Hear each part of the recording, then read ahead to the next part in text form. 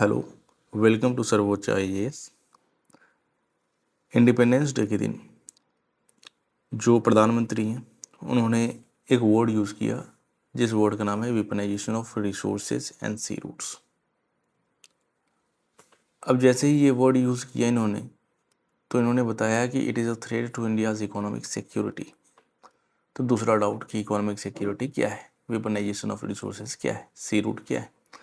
और थर्ड, यहीं से जैसे ही इकोनॉमिक सिक्योरिटी के बारे में बात हमने किया तो हमें ये पता चला कि इकोनॉमिक सिक्योरिटी में जो सबसे ज़्यादा चैलेंजिंग चीज़ है अभी, जो सबसे ज़्यादा दिक्कत देने वाली चीज़ है, जो सबसे ज़्यादा रिक्वायरमेंट है हमें, वो है क्रिटिकल मिनरल्स, हमारी एनर्जी को सिक्योरिटी करना, हमारे मैरीटाइम को सिक्योर करना।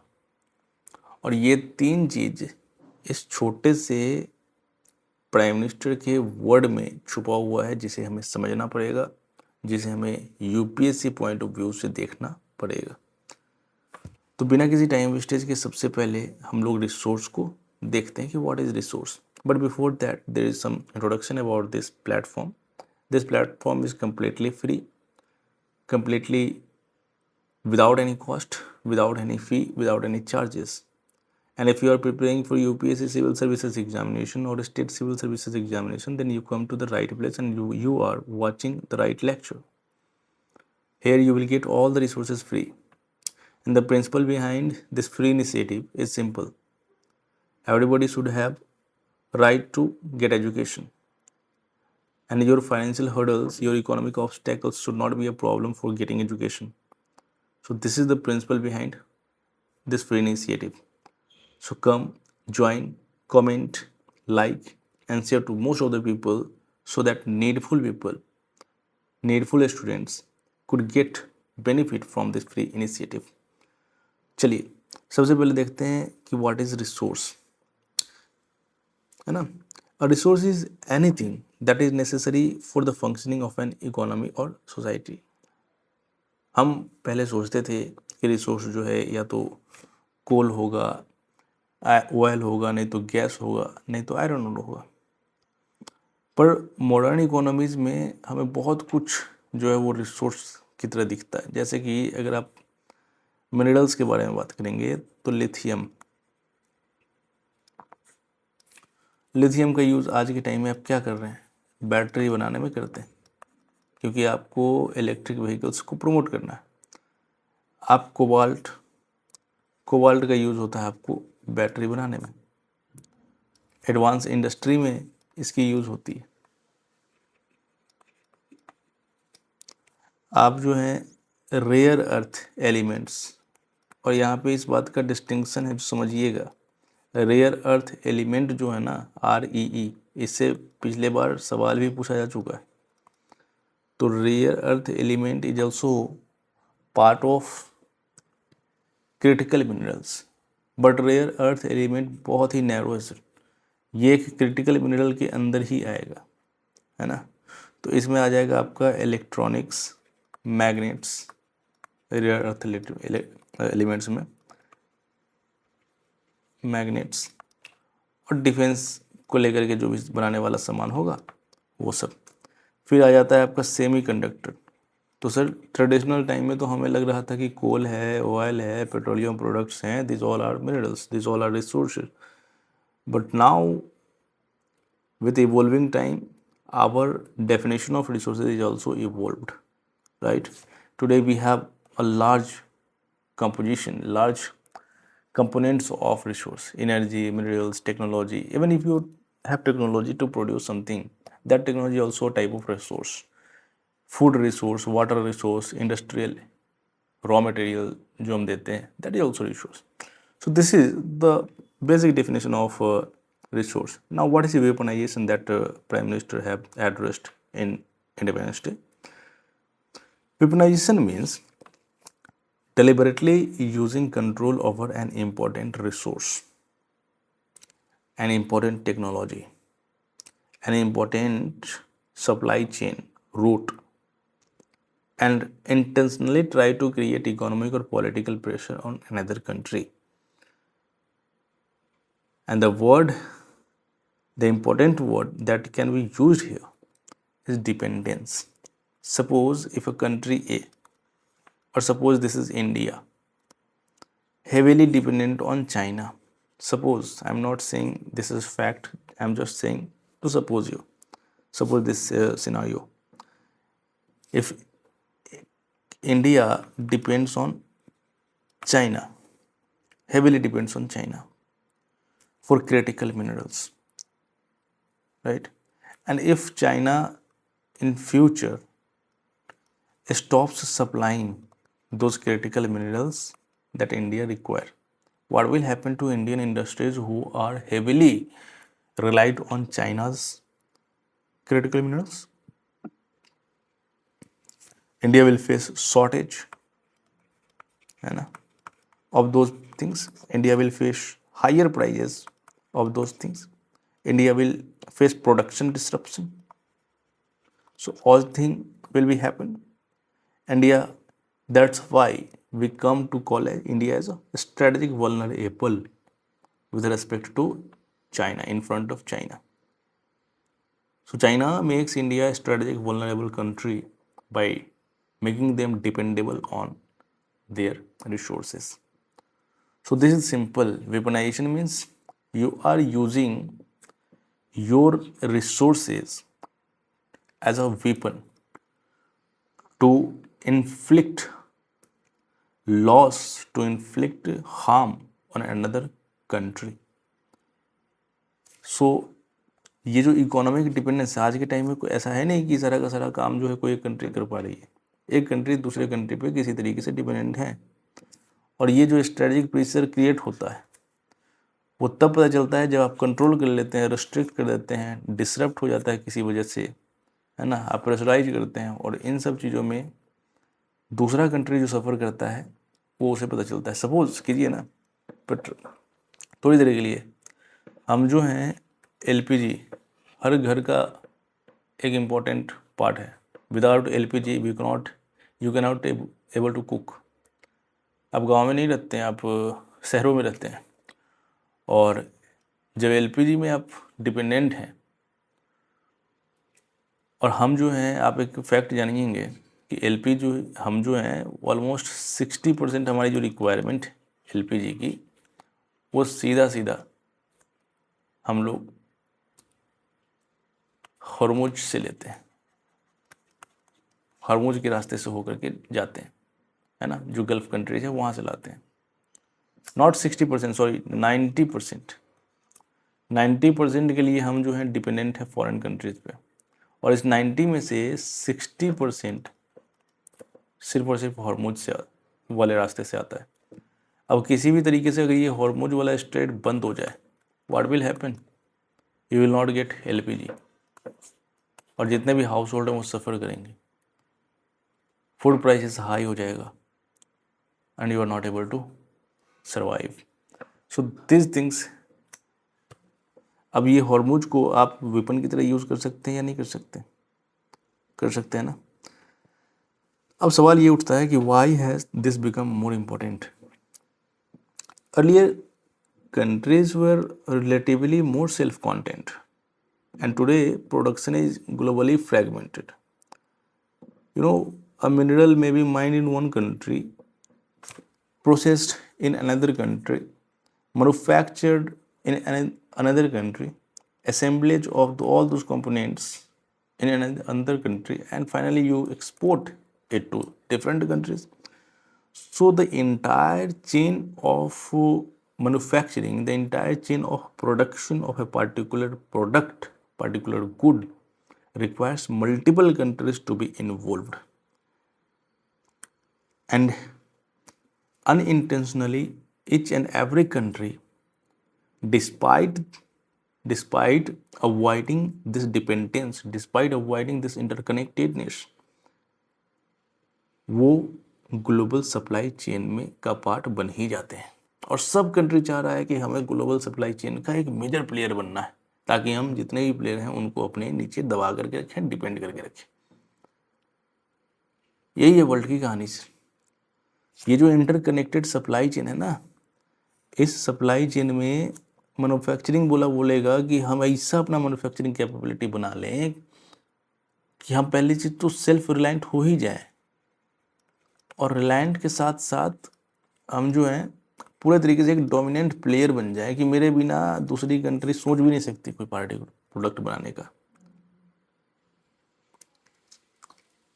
और इसीलिए सप्लाई चेन सिक्योरिटी काफ़ी इम्पोर्टेंट होता है। आपको सप्लाई चेन में किसी तरीके से कोई डिसरप्शन ना हो, अगर हो भी जाए तो आपके पास इनफ अल्टरनेटिव होने चाहिए। तो supply chain security becomes national security for the country because you are dependent on these issues, you are dependent on products। अब जिसमें मैंने आपको बताया कि कैसे रिसोर्स वेपनाइजेशन होता है। सबसे पहले आप एक्सपोर्ट रिस्ट्रिक्शंस करेंगे, then after embargoes complete prohibition of exports to a particular country. Third is price manipulation, even without stopping supply, even without stopping export, a dominant supplier may influence its price। अब सीधी सी बात है ना भैया, China के पास है critical mineral. अब ये जो चाइना है, चाइना पे लगभग हम काफ़ी डिपेंडेंट हैं क्रिटिकल मिनरल्स को लेकर के। अब किसी भी तरीके से चाइना कहेगा कल की डेट में, अभी तो बंद ही कर दिया ना चाइना, बैंड कि हम दूसरे कंट्री को एक्सपोर्ट ही नहीं करेंगे क्रिटिकल मिनरल्स, क्योंकि उनकी अपनी एक रिक्वायरमेंट। अब इस केस में पहले अगर 5 रुपये में दे रहा था, अब उसको सपना आया कि नहीं अब हम जो है हम 100 रुपये में देंगे, और रिक्वायरमेंट तो सभी देशों की है, तो और लेना मजबूरी है, तो लेगा या नहीं लेगा। तो इस केस में आप जो है एक लेवरेज उठा रहे हैं। Another is supply chain disruption. आपने देखा ना हॉर्मुज वाला स्ट्रेट जो है किस तरीके से डिसरप्ट हुआ, किस तरीके से एलपीजी का दाम बढ़ा, और किस तरीके से आप जो है लाइन में लगे गैस लेने के लिए। ये सब सिर्फ और सिर्फ इस रिसोर्स वेपनाइजेशन का काम, ये सब सिर्फ और सिर्फ इसमें हमारा सिक्योरिटी नहीं होगा तो उसका एक कॉन्सिक्वेंसेस है। अब critical minerals, the new strategic route. देखिए सबसे पहले इस बात को समझिए कि ये क्रिटिकल मिनरल है क्या। What is this critical mineral? ये तो सिंपल एक मिनरल की तरह ही है। And a general mineral becomes critical when it is important for economic or strategic activities and its supply faces significant risk। सीधी सी बात है, जब भी कोई मिनरल आपके लिए बहुत ही एसेंशियल हो जाए, इकोनॉमिकली इंपॉर्टेंट हो जाए, और सप्लाई जिसकी काफ़ी वल्नरेबल हो, सप्लाई रिस्ट्रिक्शंस फेस कर रहा हो, सिग्निफिकेंट रिस्क हो उस पर, तो वो मिनरल क्रिटिकल मिनरल हो ही जाता है। Think about lithium, think about lithium. Why lithium is important? Because modern batteries require lithium for production of batteries, and battery is an essential part of electronic vehicles। आप E20 ला रहे हैं, पुरानी गाड़ी खराब होते जा रही है, नहीं चल सकते, मजबूरन लोगों को बैटरी वाली कार खरीदनी पड़ेगी। आप जो हैं पेट्रोल का दाम बढ़ाते जा रहे हैं, पेट्रोल का दाम बढ़ रहा है, मजबूरन लोगों को इलेक्ट्रिक वाली गाड़ी खरीदनी पड़ेगी, और ये फ़ायदेमंद भी है, इसमें कोई नुकसान है नहीं। तो जो इलेक्ट्रिक व्हीकल्स है उसको लिथियम चाहिए ताकि वो बैटरी बना सके। जो इलेक्ट्रॉनिक्स है, electronic products, electronics industries, they require rare earth element. Defence systems और defence industry, they require strategic minerals. जैसे कि न्यूक्लियर वेपन बनाने के लिए आपको न्यूक्लियर चाहिए, यूरेनियम चाहिए, है ना? कहाँ से आएगा? Renewable energy. इसके लिए हमें फिर से टेक्नोलॉजी चाहिए, इसके लिए हमें फिर से मिनरल चाहिए। तो पूरा का पूरा मुद्दा यही है सर कि क्रिटिकल मिनरल है क्या। आपने देखा कि क्या है क्रिटिकल मिनरल। कोई भी मिनरल जब आपके लिए काफ़ी इंपॉर्टेंट हो जाए और वो वल्नरेबल हो, उसकी सप्लाई काफ़ी रेस्ट्रिक्टेड हो, और वो एसेंशियल मिनरल हो, एसेंशियल कंपोनेंट हो किसी भी मैन्युफैक्चरिंग के लिए, तो फिर सीधी सी बात है वो क्रिटिकल हो जाता है। आपने देखा कि क्या क्या एग्जाम्पल है क्रिटिकल मिनरल्स के। अब India's critical mineral vulnerability, this is where the concept becomes relevant to India. India is rapidly expanding. India is rapidly expanding electric vehicles. India is rapidly expanding electronic industry. Mobile बनाने हैं हमें, है ना। India is rapidly expanding the renewable energy, प्रधानमंत्री सूर्य घर योजना। India also want to be self reliant in defence production. India also moves towards advanced technology, that is artificial intelligence, AI, और न जाने क्या क्या. And all these sectors require critical minerals. But if India does not possess sufficient domestic supply, it must import. Because in किसी भी country के पास सारा का सारा मिनरल नहीं हो सकता, हम डिपेंडेंट होना पड़ेगा, हमारी मजबूरी है ना. So it must import. And जब जैसे ये इंपोर्ट हुआ, we are expose to external vulnerability. Why this vulnerability? If anyhow in future there is conflict, conflict किसी भी तरीके से arise हो जाता है, what happens if those supply of those minerals is disrupted due to conflict, due to intentional weaponization of those resources? In that case, India becomes vulnerable. एक example समझते हैं. चाइना एक क्लासिकल एग्जाम्पल है. China is particularly important because it occupies a powerful position in several critical mineral supplies. And the important point for all of my friends is that mineral power is not simply about mining. There are three processes of mineral power, that is mining, processing, plus technology. A country can possess enormous strategic power by dominating processing even if the mineral is mined elsewhere. मैंने आपसे कहा ना कि ये जो supply chain का पूरा chain है ना, इस चेन में या तो आप माइनिंग में डोमिनेंट बन जाइए, या फिर आप प्रोसेसिंग में डोमिनेंट बन जाइए, या फिर आप टेक्नोलॉजी इतना बढ़िया ले आइए और टेक्नोलॉजी दीजिए ही नहीं दूसरी कंट्री को, और आपके पास यही टेक्नोलॉजी जो काफ़ी डिमांडिंग है और ये सिर्फ और सिर्फ आपके पास है, तो सीधी सी बात है माइनिंग जहाँ पे ठीक ठाक होगा वो बेचना चाहेंगे आपसे, आप डोमिनेंट प्लेयर बन जाएंगे. तो जिस चीज़ में आपके पास जो आपका जो कैपेबिलिटी है उसी में आप जो है अपने आप को इनक्रीज कीजिए. दिक्कत क्या है? अब रिसेंटली हुआ क्या कि China's restriction on gallium germanium demonstrate how mineral supply can become part of geopolitical strategy. ठीक है sir. Rare earth processing technology, these things are completely curbed by China to export and other countries. Now comes to the next part, that is from minerals to technology. This is a broad concept. Weaponization is not limited to physical resources. हम जब भी weaponisation की बात किए हैं अभी तक तो फिजिकल रिसोर्स के बारे में बात किए हैं कि जो भी मिनरल है उसको रोक देंगे, एक्सपोर्ट नहीं करेंगे तो दिक्कत हो जाएगी, पर टेक्नोलॉजी के साथ भी तो ऐसा कर सकते हैं. Think about semiconductor. Almost everything depends on this semiconductor. If you want to manufacture AI, if you want to develop AI, you require semiconductor. You wanted to implement AI in defense technology, you want semiconductor. You wanted to develop telecommunications, you want semiconductor because AI is used everywhere. You want your economy to be productive, you need semiconductor. And this semiconductor is becomes essential for multiple sectors for the development.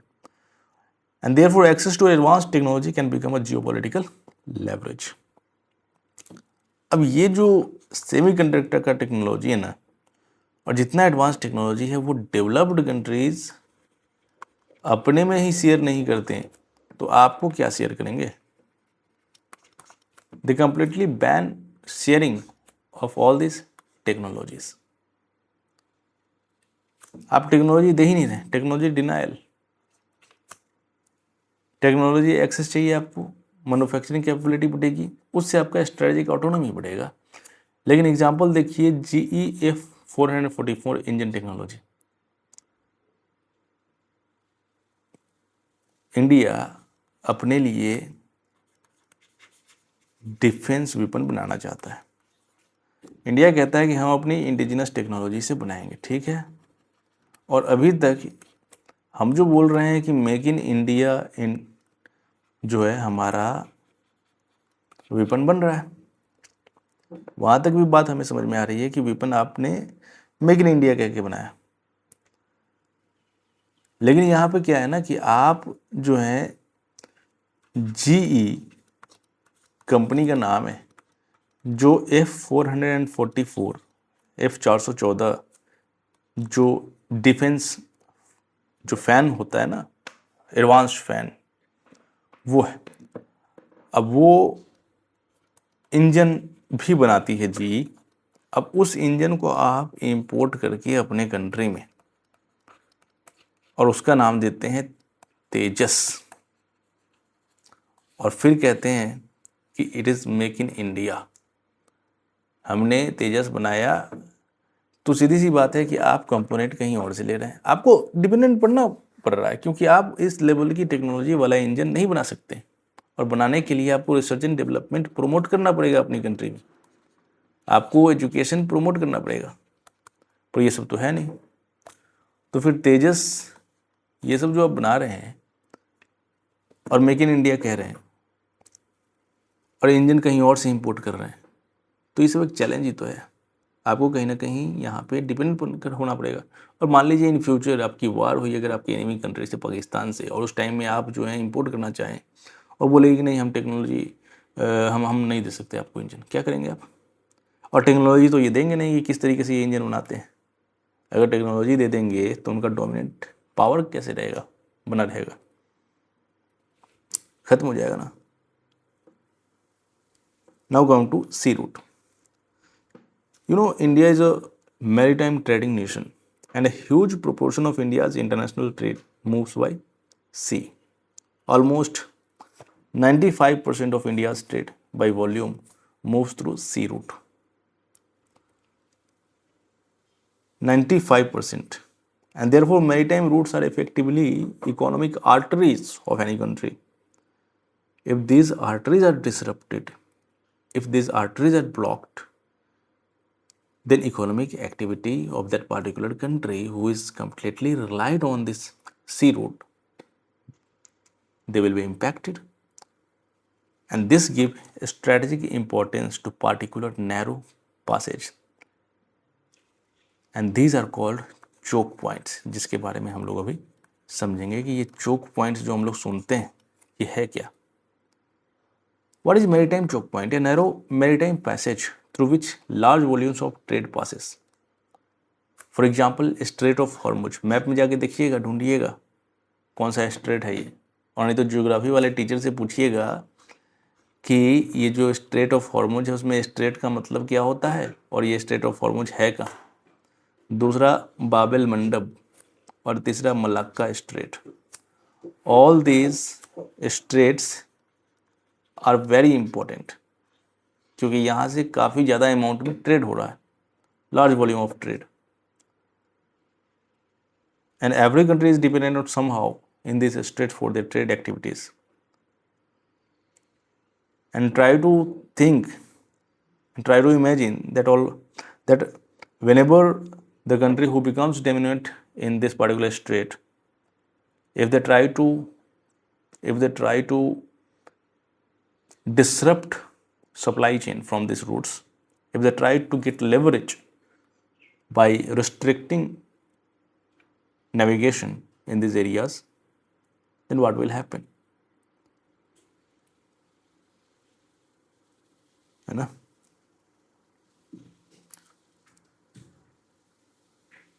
यही चीज़ है sir, ये छोटा सा रास्ता और यहाँ से लाखों में जहाज, और ये जहाज जाकर के तेल लेकर के आ रही है, और इस छोटे रास्ते में अगर किसी ने इसको बंद करने का, इसको डोमिनेट करने का सोचा और किया, उसी को कहेंगे choke points. These are choke points where it is completely vulnerable for choking. अब जैसे स्ट्रेट ऑफ हॉर्मुज के बारे में बात हुई तो हमारा ये दायित्व बनता है कि हम हॉर्मुज के बारे में देखें। It is particularly important for India because it connects Persian Gulf with wider maritime world, and a large amount of energy moves through this region, right? Strait of Hormuz, large amount of. According to some source, it is mentioned that India imports around 60% of its LPG connection. Sorry for the data error in starting that I said. 60% of LPG का जो consumption है हमारे country में, it is imported, and out of this 60%, 90%, for 90% of our LP needs we depend on Strait of Hormuz for our dependence। और यही कारण है कि समझिए ना 7% तो हम लोग LPG पे डिपेंडेंट हैं, और उसमें से 90% जो है डायरेक्टली हम स्ट्रेट ऑफ हॉर्मुज पे डिपेंडेंट है कि इस रूट से ही लेकर के आएंगे। कितना वल्नरेबल है हम, है ना। दूसरा बाबल मंडप का देखेंगे। It connects Red Sea with Gulf of Aden, and any major disruption here can force ships to take longer routes through Africa. वो अफ्रीका से होते हुए जाएंगे। आप मैप में जाकर के देखिए, इसका मैप अगर है आपके पास, मैं मैप नहीं इंक्लूड कर पाया हूँ यहाँ पे, आप जाके देखेंगे, ढूंढेंगे कि रेड सी के सामने है, जो रेड सी से गल्फ ऑफ एडन जाने के लिए जो रास्ता है वो है बाबल मंडप। और ये बाबल मंडप में किसी तरीके से चोकिंग हो जाए तो आपको पूरा का पूरा लंबा रूट क्रॉस करके जाना पड़ेगा। इसमें किसी तरीके का डिसरप्शन हो जाए, you have to take longer route, it takes you higher cost, you are not able to compete in global market, right. Higher prices will be inflicted on consumers. Comes to the next part, that is Malacca. Malacca Strait is also very important. It connects Indian Ocean to Pacific East Ocean. और Malacca straits के साथ ही हम अपना relation बढ़िया बनाए रखने के लिए कि ताकि उसमें कोई दिक्कत ना हो, recently we have made some agreements with Indonesia. Prime minister visited Indonesia for some agreements. We want to maintain our diplomatic channel.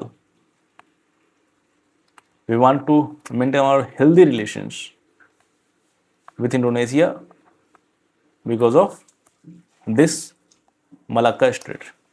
Because this is the only route, this is the only Malacca Strait route from where we could involve in trade relation with ASEAN countries. ASEAN countries से तभी हम involve रहेंगे।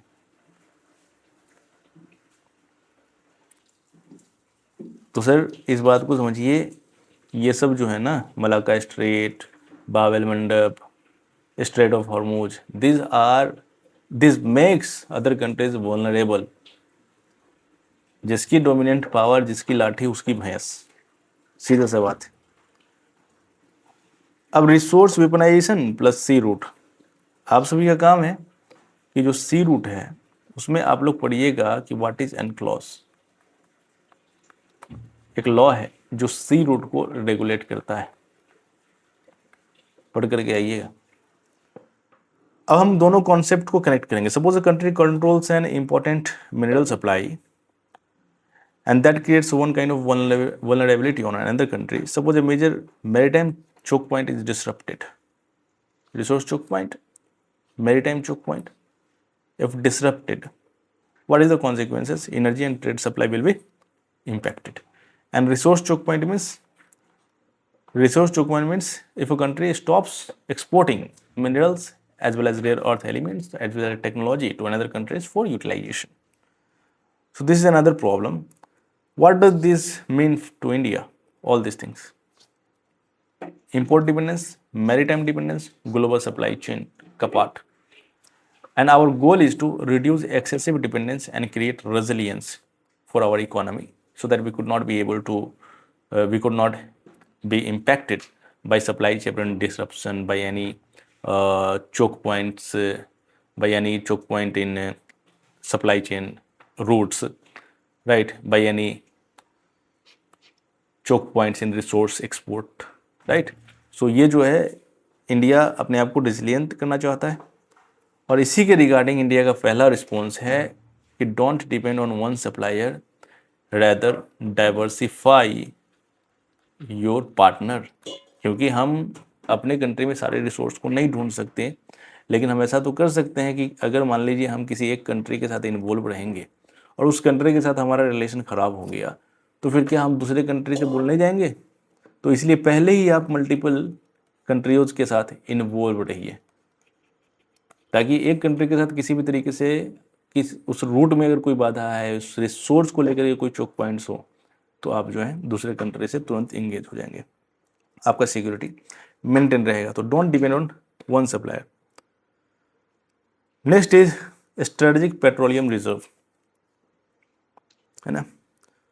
Diversification तो हमने किया पहली चीज, लेकिन diversification is not enough. What happens if global supply itself is disrupted? पूरा का पूरा सप्लाई चेन ही डिस्टर्ब हो गया, जो एक ही रूट को फॉलो कर रहा हो। Then India therefore needs to maintain emergency buffer, है ना। इंडिया को मेंटेन करना पड़ेगा emergency buffer. Think about strategic petroleum reserves, SPR, और you can also call emergency stock pile.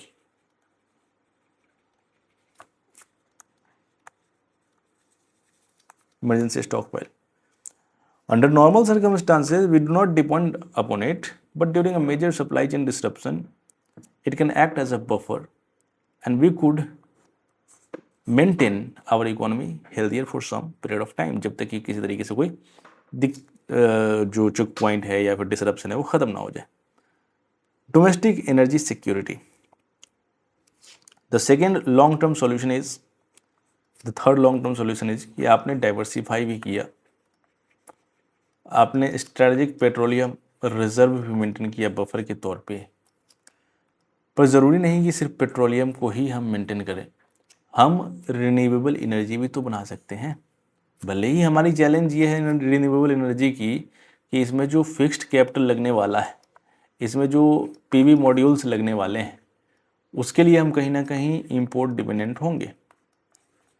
लेकिन लंबे समय के लिए अगर हम देखें तो इसमें कहीं ना कहीं रिन्यूएबल एनर्जी अगर हमने खुद बनाया तो उससे बढ़िया तो हो जाएगा ना, हमारा लंबे समय तक सस्टेन तो कर सकते हैं। न्यूक्लियर एनर्जी, आपका खुद का रिन्यूएबल एनर्जी। ऑफशोर एक्सप्लोरेशन, अगर आपके पास मिनरल्स नहीं है तो ट्राई टू एक्सप्लोर ऑफशोर, और वहाँ से आप मिनरल का एक्सट्रैक्शन कर सकते हैं।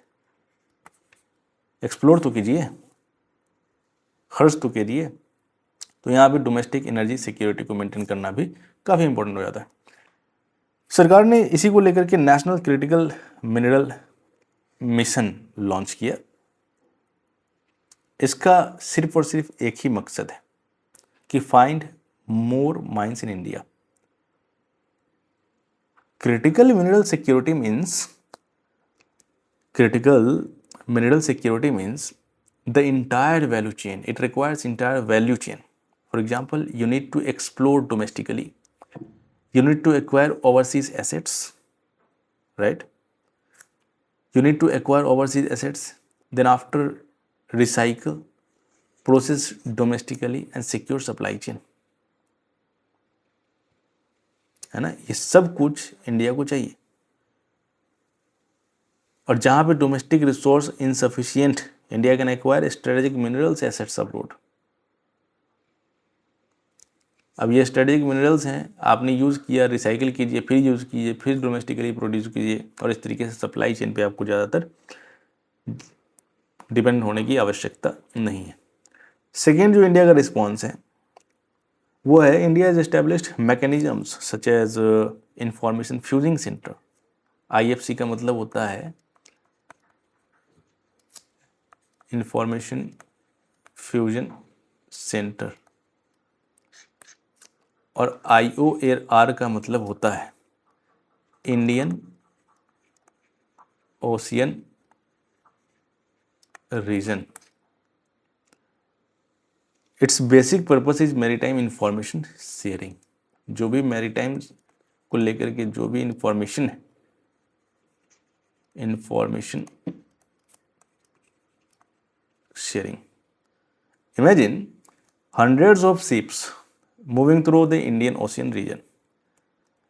100 शिप इंडियन ओशियन से जा रहा है and monitoring them provides awareness about suspicious activities कि कोई गलत एक्टिविटी तो नहीं चल रही है, ऐसा मिलिट्री डिप्लॉयमेंट तो नहीं हो रहा है किसी दूसरे कंट्री के द्वारा. तो we need to monitor this suspicious activity. We need to control piracy from this routes. We need to monitor maritime incidents, accidents, है ना.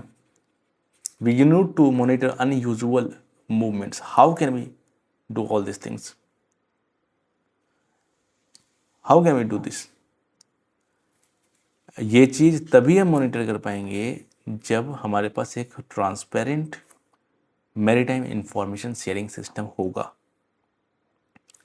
And this contributes to IAF IOR maritime domain awareness.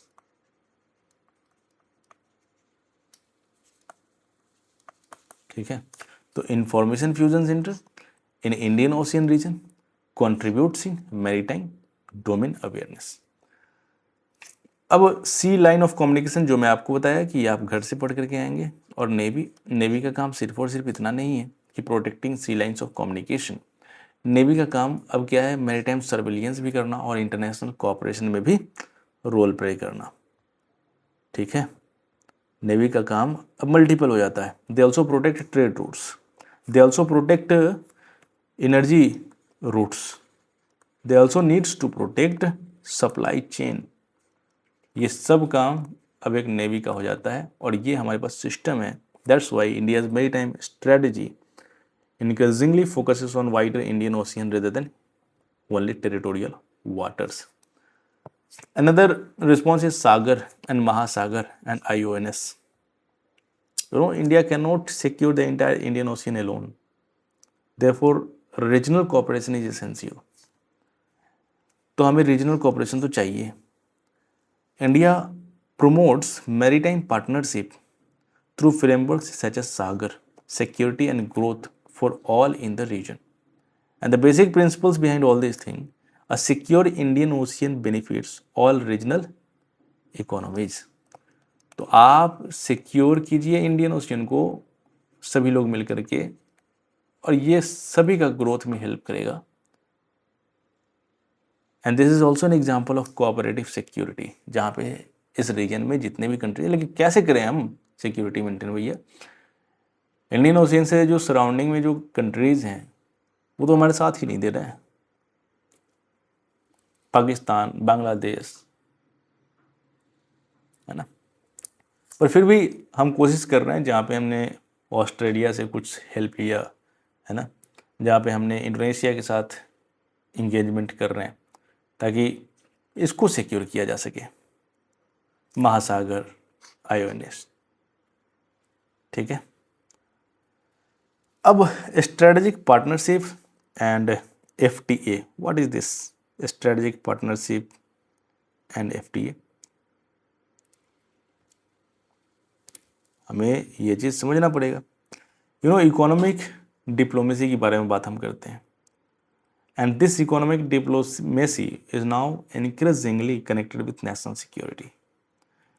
Trade agreements and strategic partnerships are not only about exporting exports. जब भी हम कोई economic diplomacy करते हैं, इसका मतलब ये नहीं है सर, या फिर जब भी हम लोग किसी से ट्रेड रिलेशंस बनाते हैं, फ्री ट्रेड एग्रीमेंट साइन करते हैं, स्ट्रेटेजिक पार्टनरशिप बनाते हैं, इसका मतलब ये नहीं है कि हमारा सिर्फ और सिर्फ मुद्दा ये है कि हम ज़्यादा से ज़्यादा एक्सपोर्ट करना चाहते हो. They can also help diversify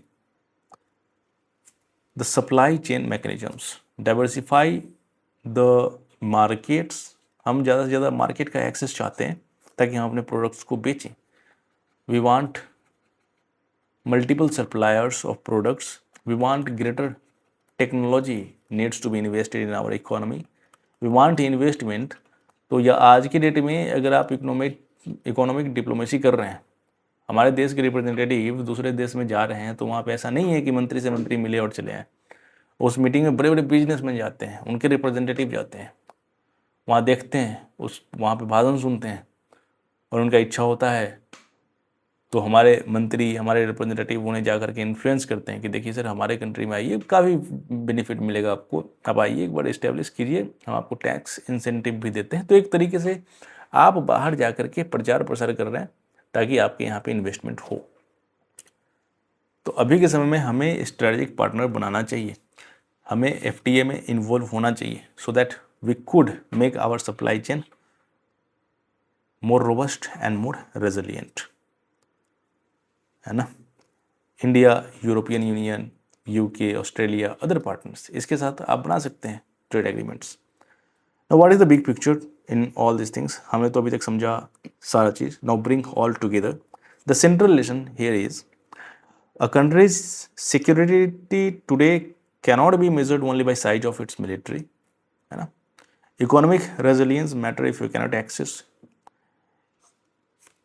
access critical minerals, if you cannot technology, energy, sea routes, supply chains, अगर ये सब आप नहीं मेंटेन कर पाते हैं, if you cannot access these type of things, then your strategic autonomy becomes limited.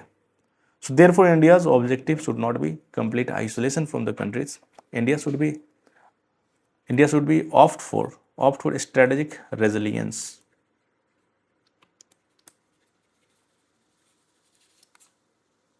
And this strategic resilience means whatever we have studied just till now, वही सारी चीज़ें, डाइवर्सिफिकेशन, है ना, डोमेस्टिक टेक्नोलॉजी और डोमेस्टिक कैपेबिलिटी,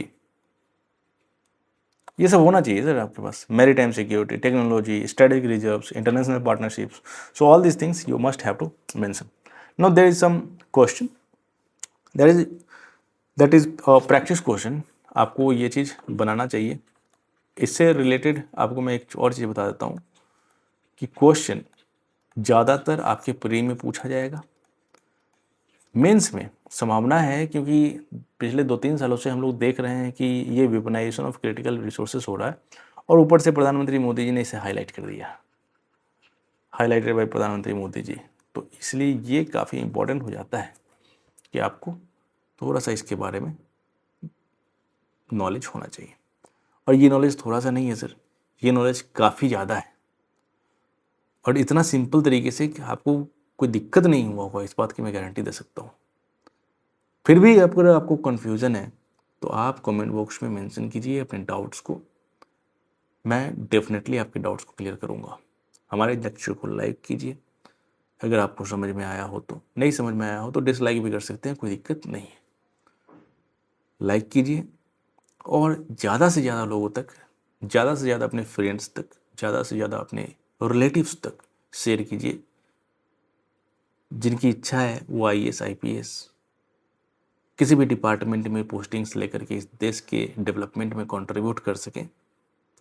जाइए उन्हें भेजिए ताकि वो इस फ्री इनिशिएटिव का लाभ उठा सकें और देश के विकास में हेल्प कर सकें, अपना कंट्रीब्यूशन दे सकें। चलिए।